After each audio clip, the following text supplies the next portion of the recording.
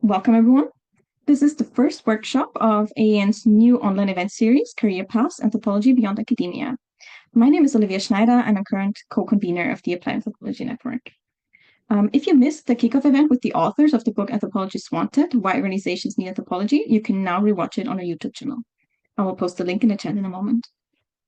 Today's event's topic is Job Search Strategies for Anthropologists. In the next hour, our facilitator Nour will share some guidance and practical tips about effectively approaching the job search as an anthropology or social science graduate. As always, the event will be recorded and shared on our YouTube channel afterwards.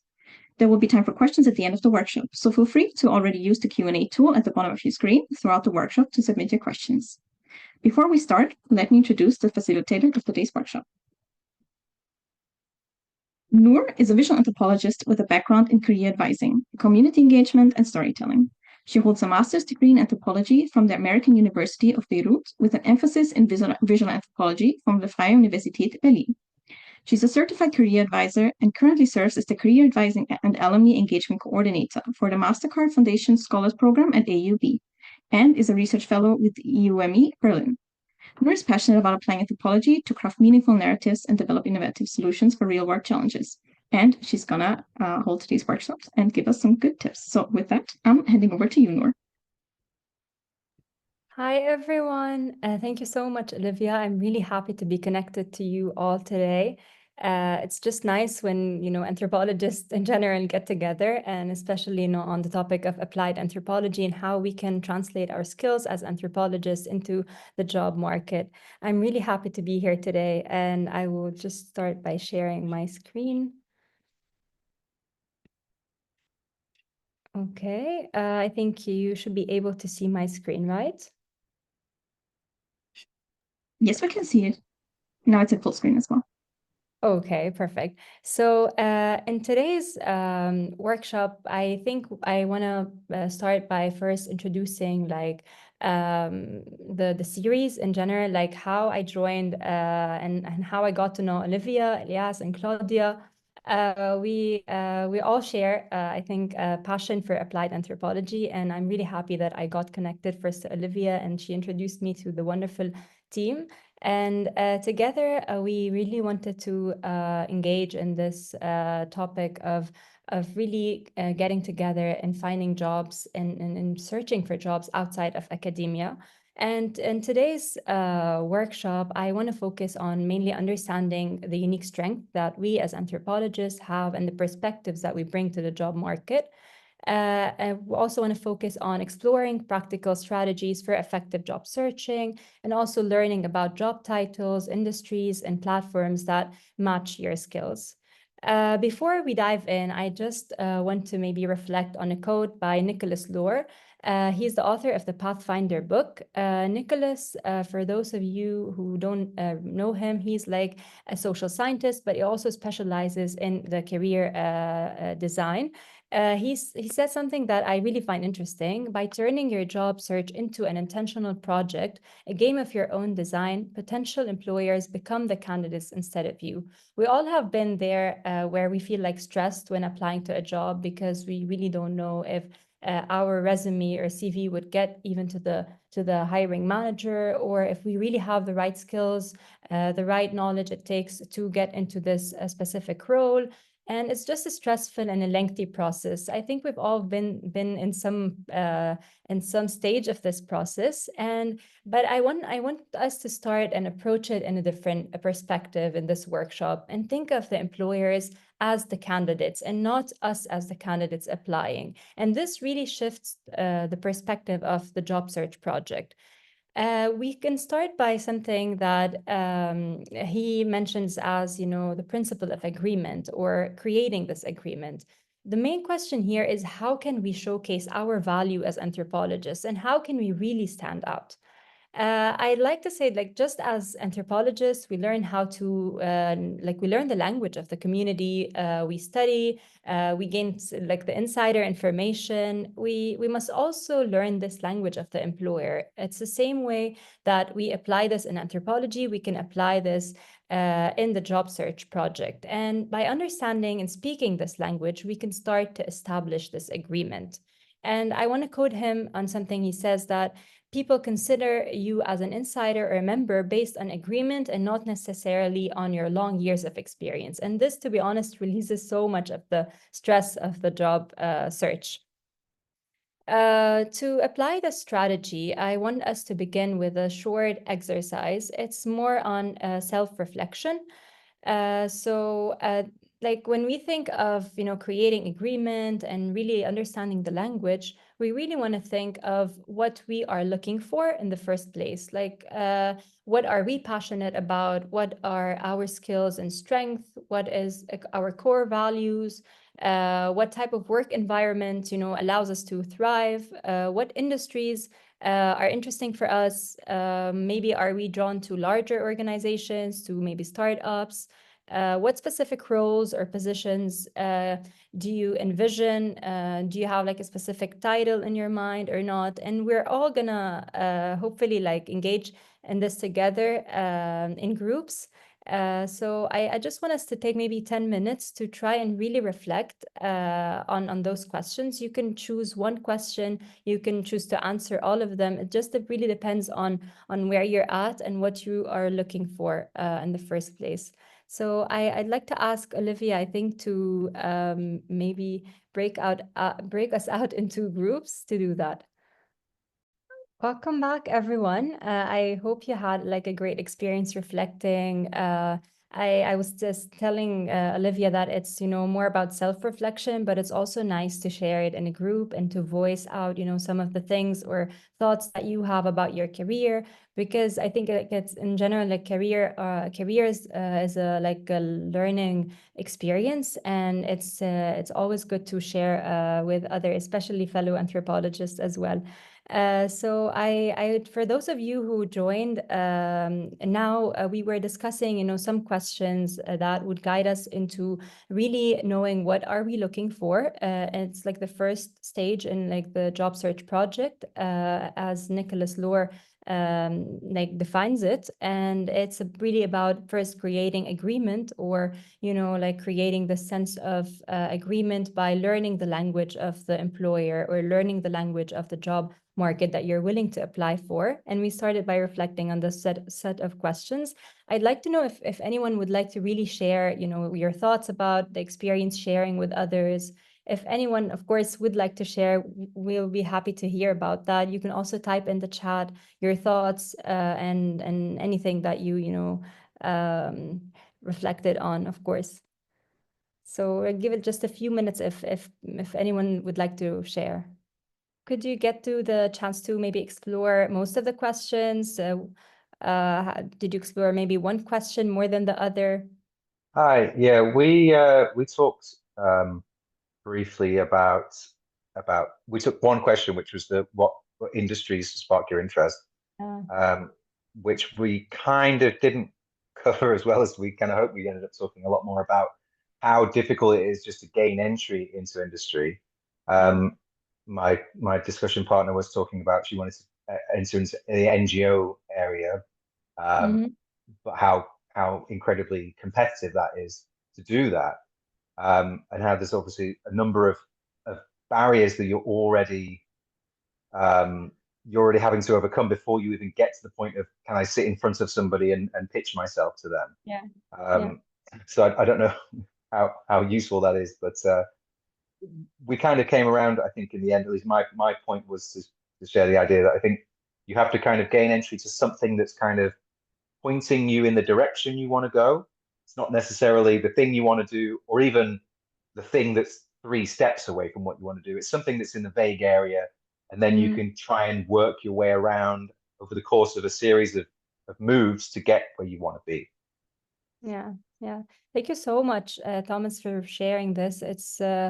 It's 100% true. It's always like, especially like NGOs, it's always competitive. It's always also about like, how do you even reach the hiring manager or person to talk to? And this is like a big question. I think it's super important also like to reflect on the steps you're taking. It's always about, the people you want to network with. It's always about the effort you're creating to build this network before even you submit a resume or a CV. And I'm gonna also talk about this later.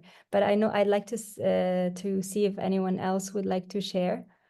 Thank you so much. It's really interesting to really just reflect on this. And I think simply just to answer your question, we did have just the time to reflect on two questions, which are the core values that we have, when we what we are looking for, and also in which environment would we strive into. And yeah, that was really interesting. But I think for me, at least, it's more like putting myself to work in order to maybe reflect more later also, because it's more about introspection, I think. And yeah, thank you. Yeah. Thank you so much. That's 100% true. I think that's just a starting guiding question that you can start by asking yourself. And like, we're going to move to hopefully step 2, but I just want to see if anyone else would like to share anything before we can move on.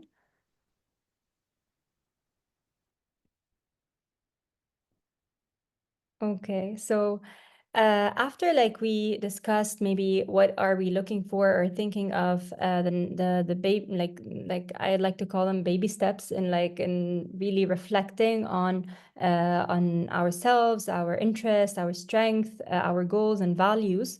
We can think of we must think of a very important thing when we need to approach the job search project, and that is identifying your target market, or I call it market here because as Nicholas Lohr first mentioned, like we want to approach the job search project by thinking of the employers as candidates. So that's why I'm saying like identifying your target market and building your personal brand. So the job search project in general is really about identifying the set of organizations that align with your career goals, and especially like maybe the geographical location that you want to work in. A useful tip would be like to start by listing the target roles or the target organizations that you want to approach. And then the most important thing in the job search is really networking, or reaching out to your network. And you can ask yourself like a set of questions, and that would be like, who in your network works in the target industry or role that you're thinking of? Which family members or friends have the connections with your target organizations? Do you have any mentors, any professors that can help you reach those organizations, especially like as Thomas mentioned, like non-governmental and organizations? And also, like, it's also about creating this network outside of your current the current people that you know, and that is by thinking maybe of the alumni of the university, such discussions, such talks, joining talks that, with people you may not really know or you may not have been connected to earlier. I think that's very important because, like how competitive the career world can be, especially for us as anthropologists, how we can translate our skills and how we can, push ourselves forward into the careers that we envision. I'm going to talk later on about, the CV or the resume and how to really craft it in a way that would be appealing or that would pass a system that I think most of you might be familiar with or not. It's like the applicant tracking system, the ATS. And as Thomas mentioned before about, your CV not even reaching the hiring manager. And that is sometimes not because you don't have the skills or the knowledge it takes for you to enter an industry, but sometimes because your CV is not ATS compliant. And the ATS is a system that most of the organizations use to scan the resume and to scan the job description, and basically to see how in percentage your CV matches the job description before it even gets the chance to reach the hiring manager. So why do I say personal brand here, or the network? Because networking can like save you a bit of time and effort and not only the ATS, but it also like connecting with a person and building this agreement that I talked about in the beginning. Creating agreement is through also a network that you create.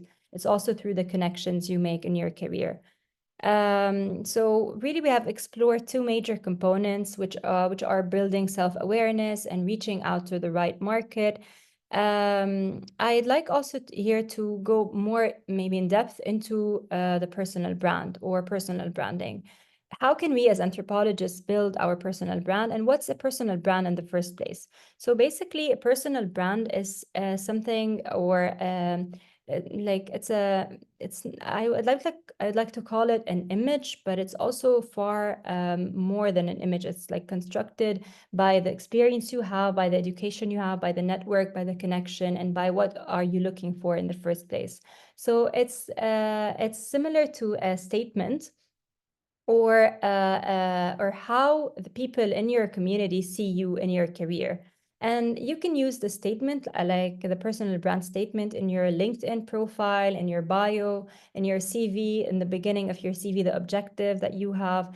This statement is basically, think of it as a statement that you are basically stuck in an elevator with somebody who can be a potential employer, and you want to showcase yourself or your skills as an anthropologist to them in, like, I don't know how much it takes to in an elevator, but it's like minutes if you want, or maybe sometimes seconds. So you want to have like a certain statement that you have, that you can portray in your documents, in your resume, in your online and offline presence as well.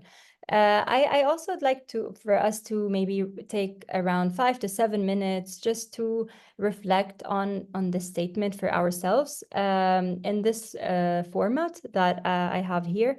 So basically, I am your role. I'm going to say my personal brand statement. So I am a visual anthropologist who bridges storytelling, community engagement, and career advising. I help students from diverse educational backgrounds achieve their career goals and craft unique professional paths through personalized guidance. So this takes like a few seconds for you to say, and it does not have to reflect all your life history, because sometimes it's very hard to really reflect all your portfolio in front of someone. But it's very dynamic. It changes with every time, depending on the people you're connecting to, depending on the type of job you're applying to. This has to change, as well as your resume. You cannot apply the same resume or the same CV to every job opening that you have, because that first would not be ATS friendly, and we're going to discuss more about this in a few minutes.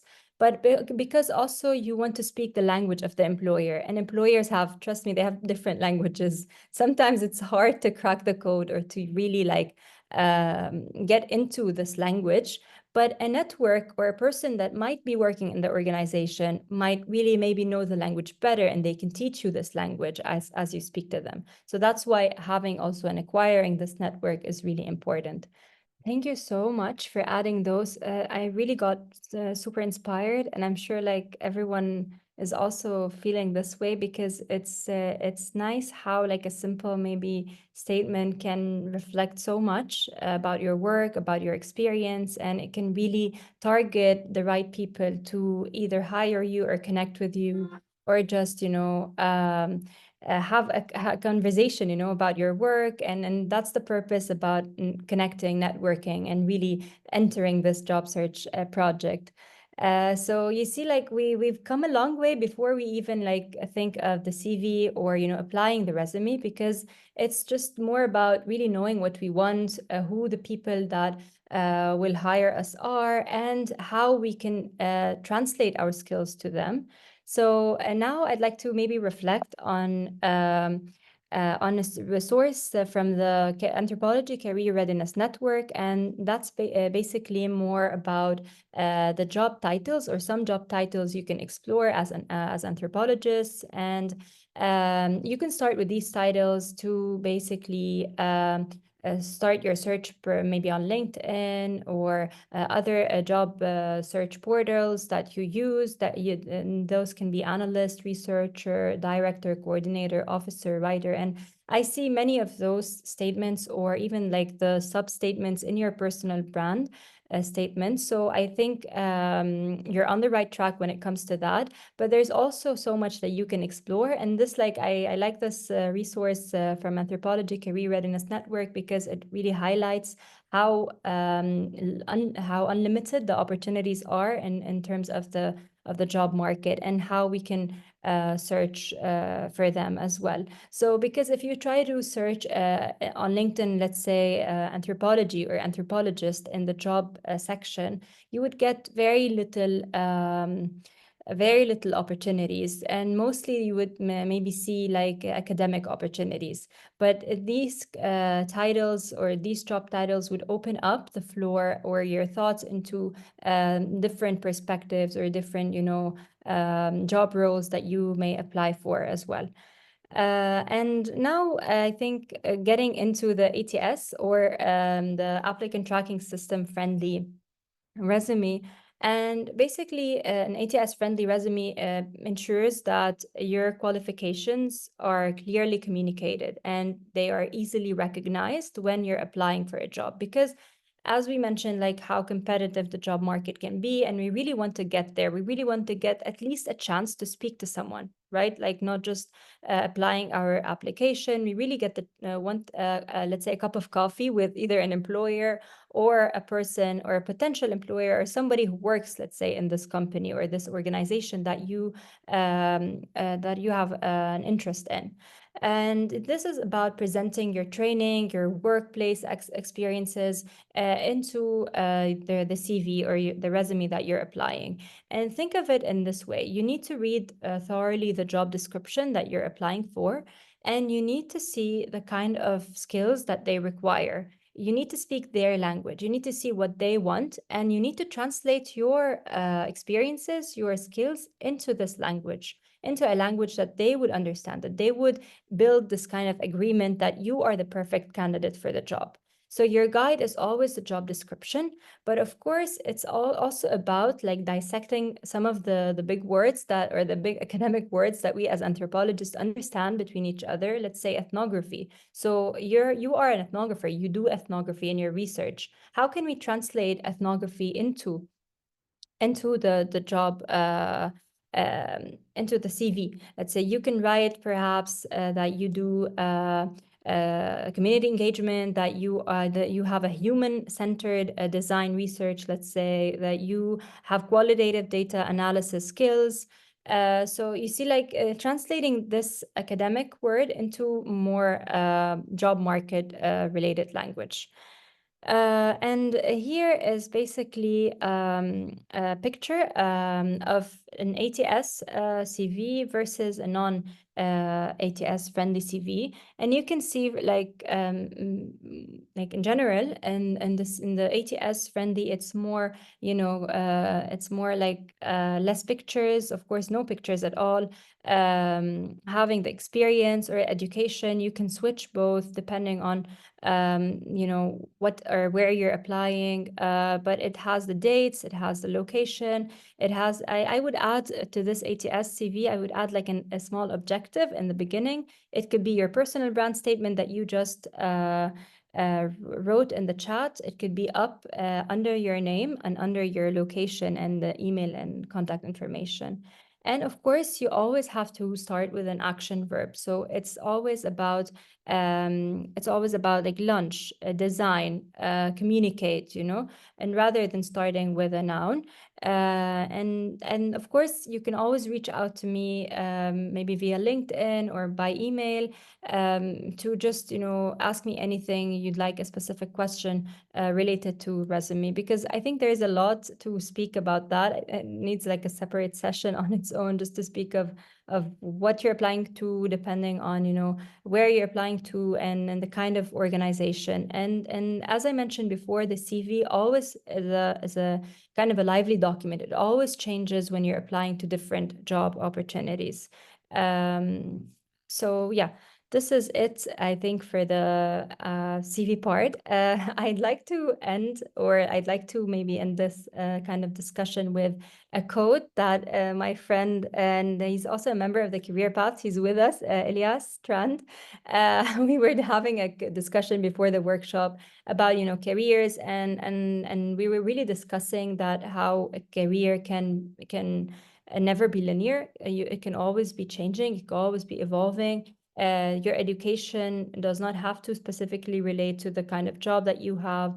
And even the kind of job that you have does not have to relate to the second. It's always about upskilling. It's always about learning new skills. It's always about connecting with people, making the effort to reach out to people, to reach out to organizations, send many emails, till the point that you find rejection as another opportunity to try again. Because like we've all faced it, I think, rejection many times before you can even land a job or even a cup of coffee with someone, or like this one opportunity that would change the scope of the project or the career path. So I'd like to quote him: "A career is never truly linear. It's a journey of continuous learning and exploration. Much like life itself, the goal isn't merely to reach the end, but to fully embrace and live through each experience." So I think I with that, I can open the floor for questions, for any concerns that you have. We still have some time just to reflect. We already have 2 questions that came in before the workshop, and those are: where are the best places to look for anthropology jobs? What are the best website, job boards, social media platforms? And is there a specific job board for anthropology career? So on that, I think with everything we discussed, it's more about you creating this portal, let's say, or you creating this organization, you creating this network that you want to craft, that you think that will lead you to the job that you want. But of course, there are many resources and sources, and we try to put some of them. And these are Epic and Impact Pool. These are like job boards that have anthropology related also opportunities. You also have different places where you can network and connect to people, connect to thoughts, share your thoughts, and those are the Anthropology Career Readiness Network. They have plenty of resources that you can access, from the CV to the cover letter to how you can translate your anthropology skills into the resume. You have the AAN podcast, of course, Anthropology in Business with Matt Arts, Anthropuzzled podcast. I tried to include those links, but of course we can share the presentation and you can have access to all those links. But I really want to thank you, and I want to open the floor for any questions or any comments, any feedback that you might have.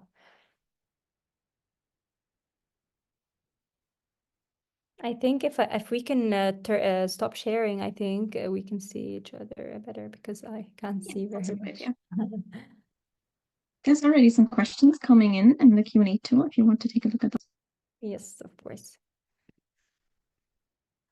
Okay, perfect. So the first question is how to make sure my resume is ATS friendly. Okay, that's a very interesting question, and it's very much needed when you're starting, when you finished with everything, every step of the job project, and you just really want to craft the right CV. So first of all, your guide is always the job description. You need to read the job description thoroughly to be able to capture this employer language, or to be able to capture what they require, what skills they require.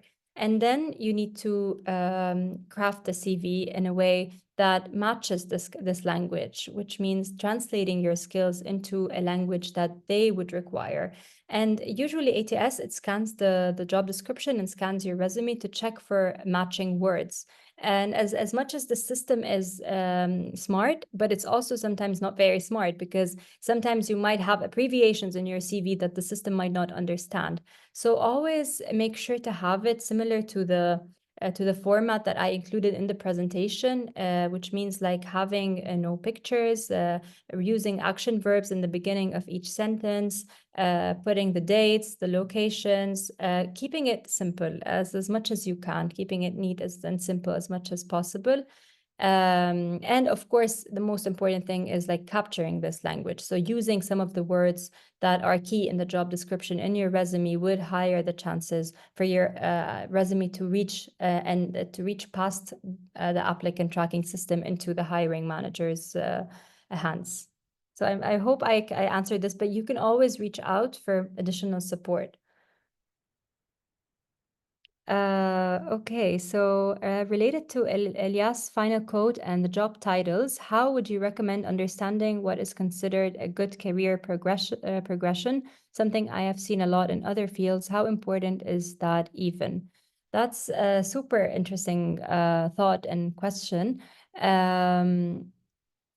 I think there is no let's say good or bad in a career, and that's what linear and what non-linear really means. Like, for example, my education was in filmmaking, and I went into anthropology because I really wanted to have additional research skills that, you know, in filmmaking it's more practical. We held the camera, and, you know, I worked well with camera, but I wanted more background into the research. And then I moved into career advising because I can use many of my skills in anthropology and career advising, and it's a field that I personally am passionate about.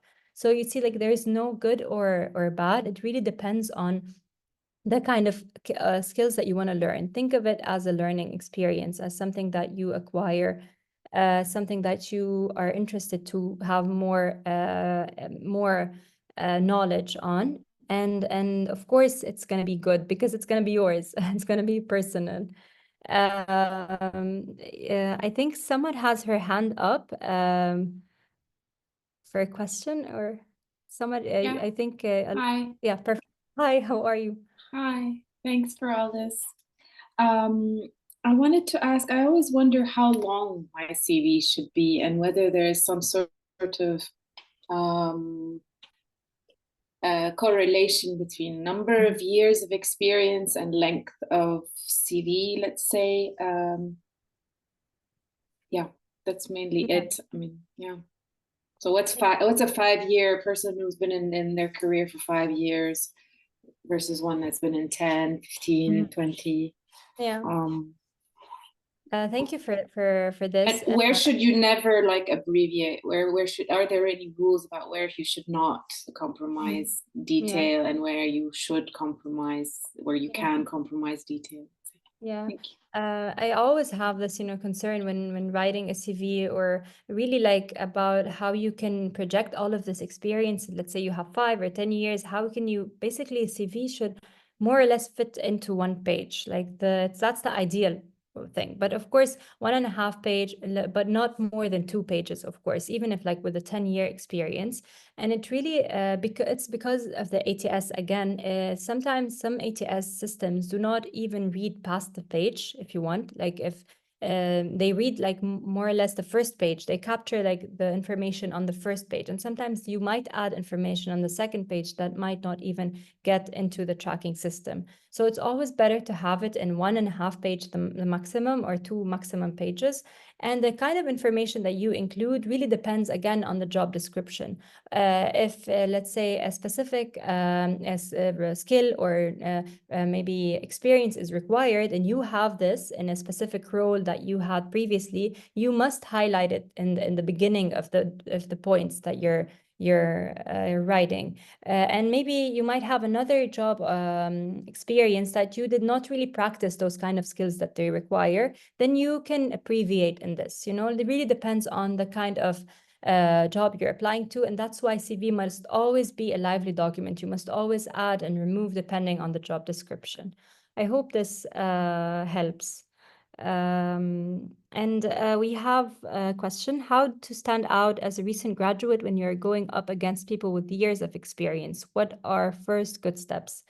That's super important. As I mentioned in the beginning, it's always about creating this principle of agreement, which means showing the employers or the people in your network that you have what it takes, although you don't have the years of experience that, let's say, that's maybe needed in a way or another. But of course, it's also about managing the expectation of the hiring manager. So if a job portal or a job opening requires 5 years of experience, then you might want to apply for a job that requires, let's say, 1 to 2 years of experience. Even if you're a recent graduate, maybe you have research experience, maybe you have, let's say, extracurricular or volunteering experience that might might be really, that you might have practiced the skills that the employer needs in this job, then this is also considered as experience. And it's all about the network that you create. We have to reach out actively to people who could be potential employers or people who work in the organizations that you want. Send messages on LinkedIn, send emails, reach out to people that know them. This work really facilitates this, and it builds this kind of agreement that you have what it takes for this job. Question, should you adjust your CV to every job description? Yes, as I mentioned before, every job description or every job you're applying to has to have a different CV. It's not a totally different CV. Maybe your personal brand statement could fit, but it's all about, highlighting the experience that is needed in this job description, speaking the language of the employer. And it's always about, adjusting, fixing the CV in a way that shows that you are fit for this position, So this is what it is. Olivia, I think we don't have a Q&A, but I'm not keeping track of the chat. Yeah. I think that's it for now for questions. There's some comments in the chat, but I think it's also 7 p.m. Central European time, so we're at the end, and it would be quite punctual then. So yeah, thank you so much, Nour, for this really interesting and really insightful workshop. Before we end, I'll just quickly say a few last words. Let me share some links in the chat with you. Okay, so as always, we would really appreciate your feedback on this event. So you can find the link to the anonymous feedback form in the chat, or if you're watching the recording, you can find it in the description of the video. And it will be open for about a week or maybe a bit more. And if you have any specific topics or questions in mind that you would like to be covered in future events of the Career Paths event series, feel free to suggest it to us on Padlet. There we will also upload the slides and any other links or resources that might be relevant for today's workshop.